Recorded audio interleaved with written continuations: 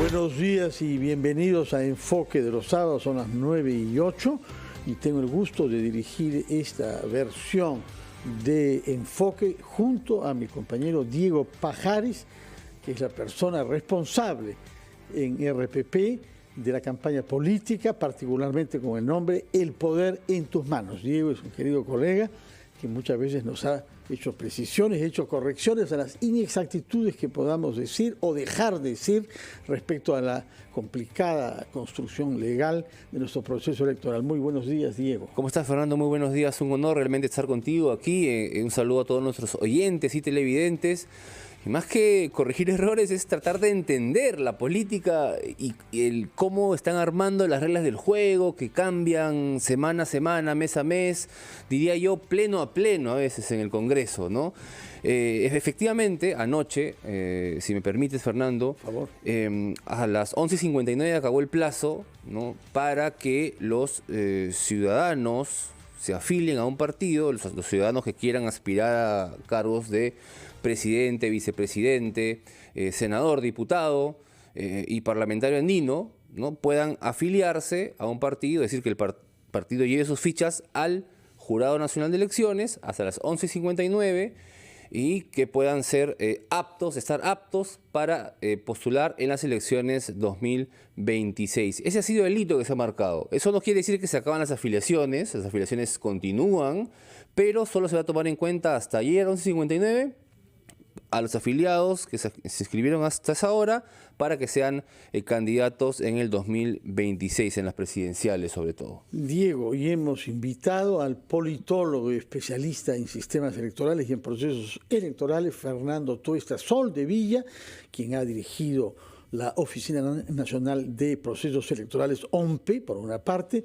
y ha sido un observador electoral en numerosas elecciones en América Latina. Ya no llevo la cuenta, pero me parece que es prácticamente en todos los países que admiten observación electoral. Como sabemos, hay algunos, como Venezuela, que va a sus elecciones en 2 semanas, que no admite observación electoral independiente e internacional. Señor Tuesta Soldevilla, muy buenos días. Gracias por estar con Diego Pajares y conmigo en Enfoque de los Sábados. Buenos días, Fernando. Diego. Buenos días. Diego, antes de entrar a los detalles que nos puede complementar también, Diego, quiero que expliques al público del PP cuál es la trascendencia del plazo que se ha vencido anoche a las 12. ¿Qué importancia tiene para el proceso electoral? Bueno, yo creo que hay 3 niveles que hay que observar. En primer lugar, efectivamente, el plazo, el tipo de organización y el tipo de elección. A ver, el día de ayer se cumplió el plazo para inscribirse en organizaciones políticas, como lo ha señalado Diego, partidos políticos, para poder participar en las internas, aun cuando le siguen llamando primarias, estas no son, que van a ser el próximo año. Si una persona no se ha inscrito hasta el día de ayer, no puede participar en las internas. Ese es un primer tema. Un segundo tema es que, sin embargo, hay una ventana todavía que tienen los partidos, que pueden usar el 20%, hasta el 20% de sus listas para designar, y acá hay un error, Diego dice que corrige los errores, acá hay un error que seguramente tú también lo dice que señalas. No corrige los errores, que orienta la comprensión del acá hay un error, no a ustedes, sino muy frecuente, claro. Ya designar a ese 20% como invitados. ¿Y cuál es lo correcto? La ley dice designados. ¿Por qué dice designados?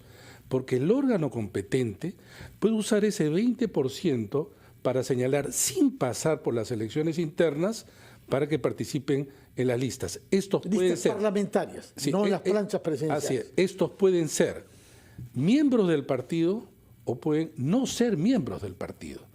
Entonces, el error es cuando se dice invitados, uno imagina que son fuera del partido. No es así.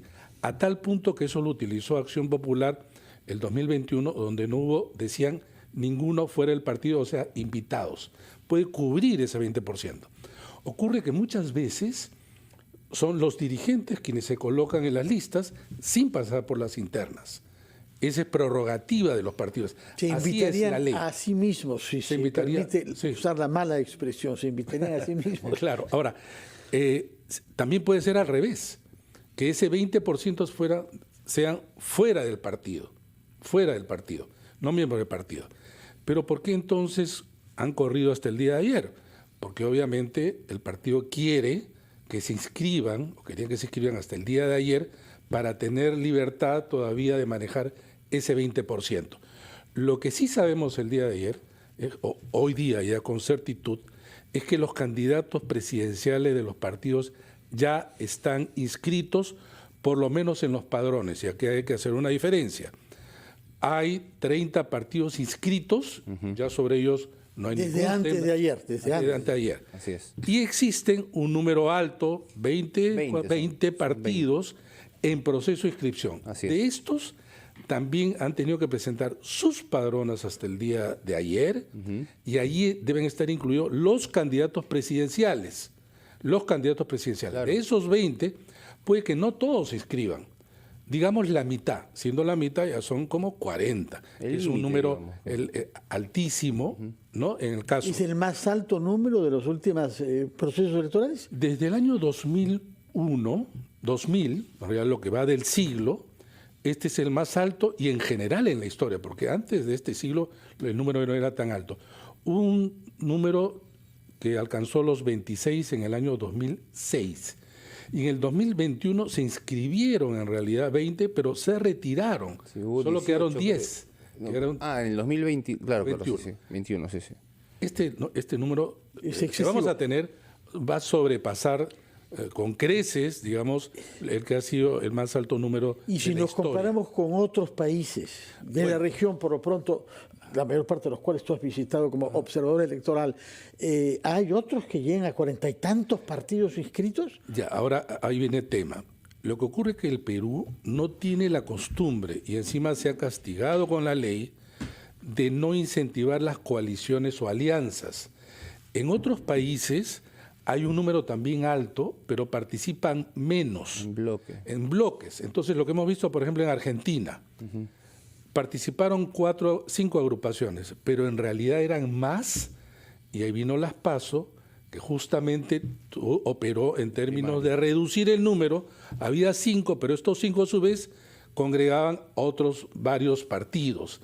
Entonces, esto es un fenómeno ya extendido, el del fraccionamiento, solo que, repito, en varios países lo que hay son coaliciones, como ocurre en Francia.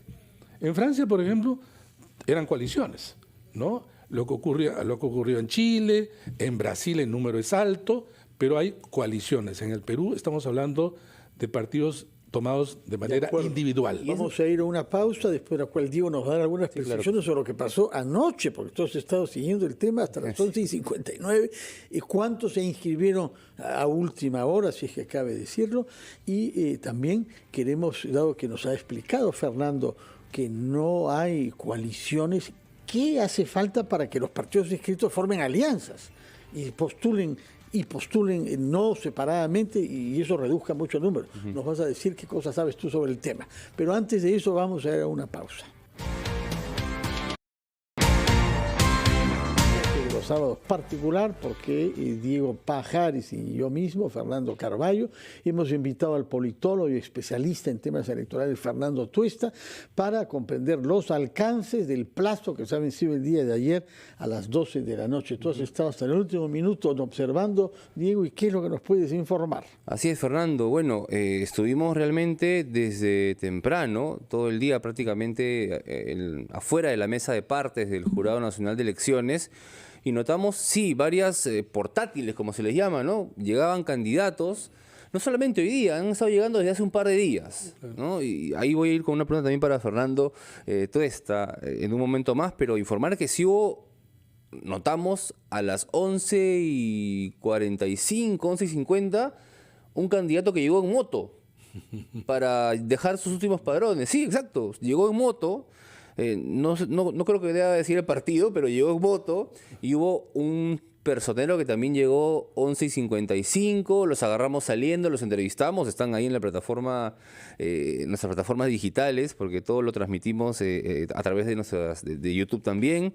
Pero quería preguntarle a Fernando Tuesta, le preguntabas tú, Fernando, si es que era común en otros países tener tantos partidos inscritos y por inscribir. Tenemos 50, 30 inscritos, 20 en proceso de inscripción, pero ayer nos hablaba nuestro reportero, que estaba en el Jurado Nacional de Elecciones, que habían otras 9 agrupaciones que tienen las credenciales, ¿no? A las que se le han entregado, o han separado el nombre, una cosa, si han separado su nombre. Reserva de dominios. De reserva de dominios, que también han tenido la oportunidad de presentar padrones de afiliados. Entonces, hay un plazo más, incluso para las que no aparecen oficialmente en proceso de inscripción. Es que hay muchas agrupaciones, no tengo acá el número, muchas que han hecho reserva de dominio. Pero en realidad las que aparecen allí en el proceso de inscripción son aquellas que han entregado la documentación para que se inicie el proceso de evaluación de parte del jurado. Entonces, si es que hay una agrupación que presenta la documentación hoy día, bueno, sigue el proceso de inscripción, pero no van a poder participar en las elecciones del 2026 porque su padrón no fue entregado el día de ayer. Entonces, esas 9, digamos, se aseguraron ayer. Si es que han entregado la documentación, Claro, sí. Claro. Ahora, es que para eso fueron, justamente. Pero entre la reserva de dominio y la entrega de la documentación debe pasar por lo menos, como máximo, un año.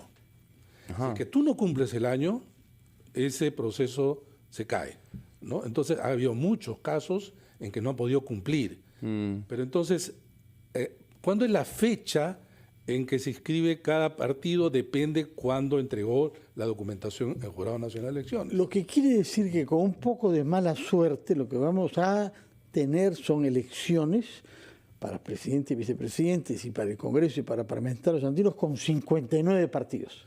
Sí. 30 que ya están inscritos, 20 que han presentado documentación que está sujeta a evaluación y 9 que la han solicitado. Bueno, no sé si Fernando estoy de acuerdo, pero ahí va a haber una depuración si es que, porque el RENIEC tiene que verificar las firmas de las fichas, tienen que los partidos seguir cumpliendo con ciertas condiciones, Por ejemplo, los comités tienen que verificar las firmas que están en los documentos que solicita ser militante en cada uno de ellos. Este es un proceso. Exacto. ¿Cuántos tienen que tener? Tienen que entregar 25.000 documentos de afiliación, Así es. más 67 como mínimo de comités provinciales. Como ya se venció, digamos, el plazo el día de ayer, si es que, por ejemplo, se les reconoce 60, ya no pueden inscribirse. Exacto. Ya no pueden inscribirse. Que... No puede inscribirse para participar en las elecciones. Sí puede inscribirse, sigue el proceso. Como partido. Porque todavía no está, es muy importante, todavía no se ha cerrado el plazo de inscripción de partidos. Lo que pasa es que un partido, por más que se inscriba después, no va a poder postular porque no pudo entregar, digamos, la documentación completa justamente hasta el día de ayer. Claro, hubo mucha confusión. Es importante para nuestros oyentes y televidentes hacer la diferencia entre lo que ha pasado ayer, que es el plazo para que un ciudadano, ¿no?, y su ficha de afiliación ingrese al jurado y pueda ser considerado candidato. Eso por una parte. En paralelo está la inscripción de los partidos, que continúa. Que continúa todavía, exacto, hasta el próximo año. Y otra cosa muy distinta que en su momento también hubo confusión, es que la inscripción de planchas presidenciales es todavía después de las internas. Falta un montón. Después, falta un montón. Son cosas totalmente distintas. Entonces, ¿por qué esta diferencia de una distancia tan grande? Porque yo he operado, obviamente, el Congreso. Lo que ha hecho el Congreso es adelantar el cronograma de manera bastante pronunciada. Porque era ¿cuál era antes? No, mucho después, exactamente no me acuerdo, pero es mucho después. Porque ¿qué ocurre con adelantar esto? Lo que ha hecho es que se reduzca, pudo haber habido incluso mucho más. El Congreso en realidad ha comenzado a aprobar leyes en donde trata de beneficiarse de los partidos que están en el Congreso claramente. Uno de ellos fue el caso de los movimientos regionales. Y como ustedes saben, se aprobó ya en primera votación la modificación constitucional para que desaparezcan, cosa que no ocurre en ninguna parte del mundo. Pero bueno, ¿qué ha operado acá? Falta la segunda votación, que sería a partir de agosto. Supongamos que supongamos que voten nuevamente más allá de 87 votos, se modifica la Constitución. Si un miembro de un movimiento regional quiso participar como candidato para diputado, senador o presidente de la República, ya no puede participar. Salvo estaba en un movimiento regional. Queda eliminado. Ahora bien. Salvo que se haga designar, no invitar, como ha Así es, sino salvo que designar. En ese 20% del que habló. Para la lista parlamentaria, sí. Pero acá viene el otro tema. Podría ocurrir que no lleguen a los 87 y los movimientos regionales se mantengan. Sin embargo, ya impactó sobre ellos. Porque muchos se han pasado, sí. Porque muchos dirán, no me quiero arriesgar. Entonces, han renunciado incluso fundadores de movimientos regionales totalmente. y se han inscrito A partidos nacionales. A partidos nacionales. Sí. Ya golpeó con esta decisión, independientemente que se apruebe o no la modificación constitucional, a los movimientos regionales. Y Fernando, tú nos has dicho que esta decisión de eliminar a los movimientos regionales y privarlos de su derecho a participar en elecciones no existe en ninguna otra parte del mundo, pero también hay muchos países en los que no hay movimientos regionales que tengan capacidad para postular, en donde los partidos cubren todas las regiones. No. Los movimientos regionales tienen la posibilidad de participar en las elecciones regionales y municipales. Sí. No pueden candidatear sus listas en las elecciones para el Parlamento y obviamente Nacionales. de la República. Entonces, sí, en todos los países esto es posible. Son organizaciones a nivel subnacional que llevan nombres distintos. A unos le llaman partidos regionales, etcétera. Pero en todos sitios hay. Lo que ocurre es que en muchos países los partidos nacionales cubren, digamos, el triángulo de representación casi todo, y abajo hay espacios para que ganen algunos lugares. Acá no. Lo que ocurre es que la incapacidad, la desorganización, la informalidad de los partidos nacionales hace que solo un tercio a nivel subnacional ganen los partidos nacionales. Eso es importante. 2 tercios Sí. ganan los movimientos regionales, y lo que están haciendo los partidos es lo siguiente: si no te gano, te elimino. Eso es importante porque claramente hay un interés en este caso, los partidos representados en el Congreso, nacionales, porque en las últimas elecciones, yo no recuerdo alguna en la que hayan superado los partidos nacionales en elecciones regionales a los movimientos regionales. Nunca. Entonces, claramente... 2002 fue donde tuvieron mayor posibilidad. Tuvieron 13 de 25. Ahora es de ahí más. cayó. De ahí, 2006 en adelante, totalmente derrotados por los Hay movimientos. mucho más. Incluso hay algunas figuras regionales como César Acuña, que fue desafiado en su feudo liberteño por un movimiento regional. Es cierto que presidido por el ex secretario general del APRA, que entre tanto, efectivamente, ya Formó un movimiento regional, sí, y luego ha renunciado y ahora se ha inscrito en un partido nacional. Exacto. Bueno, O sea, y tenemos grandes a lo que hemos regiones, llegado. como Arequipa, en donde ha ganado el señor Roel Sánchez, que es también movimiento regional, y en la mayoría de las regiones. Creo que los partidos que tienen más gobiernos regionales son Somos Perú y APP. Pero son dos o tres. son Poquísimos, son ¿ah? 6, Sí, claro. en un caso 3, pero muy pocos en relación al conjunto, porque hay 25. Sí. Entonces, nuevamente, 2/3 partes lo ganan movimientos regionales. 2/3 partes. Eso es lo que se quiere evitar. No importa, para el Congreso, no le importa que la gente prefiera, y debieran hacerse la pregunta, ¿por qué los prefieren? De acuerdo. Sí. Son las 9:29 y yo quisiera que seamos puntuales para ir a la pausa, justamente porque después quiero preguntarles a ambos algo que tiene que ver con la puntualidad de los plazos electorales. ¿Cómo se explica, querido Diego, cómo se explica, señor Tuesta, que hayan partidos que se han inscrito minutos antes del vencimiento de un plazo? ¿Cuál es ese gusto que tenemos en el Perú por hacer las cosas literalmente a última hora? ¿Por qué se hace eso? ¿Porque no tenían los papeles listos o porque quieren llamar la atención haciendo que se hable de ellos justamente por haberse puesto al borde de la hora? Porque tengo entendido que por lo menos 2 han presentado documentos en los minutos finales Afiliados, ¿no? previos Sí. a la medianoche. Sí. Nos lo contestarán con todo respeto por los partidos, naturalmente, tanto Fernando Tuesta como Diego Pajares, después de la pausa de las 9:30, y respetamos puntualmente nuestra hora de pausa.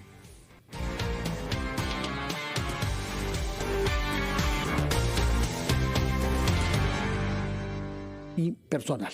Ahora sí, retomamos nuestro tema. Había quedado planteada la pregunta, ¿por qué esta inscripción de las listas de los partidos hasta minutos antes de la medianoche de ayer?